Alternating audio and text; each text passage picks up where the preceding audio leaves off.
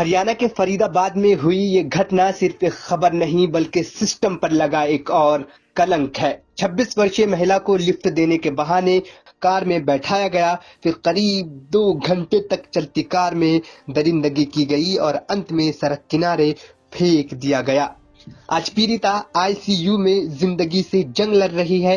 आंख के करीब की हड्डी टूटे, कंधे में गंभीर चोट, शरीर पर कई जख्म। ये कोई पहली घटना नहीं है। निर्भया के बाद वादे हुए, हाथरस के बाद घोषणाएं हुई, बिल्किस बानो के बाद भाषण हुए, लेकिन सड़कों पर डर आज भी जिंदा है।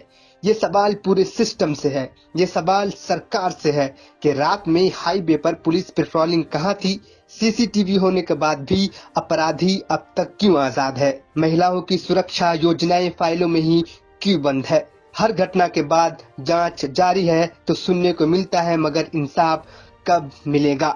ये हमारे देश की सच्चाई है।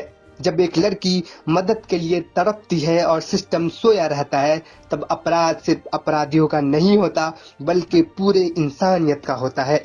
ये घटना एक चेतावनी है। अब भी नहीं जागे तो देर हो जाएगी।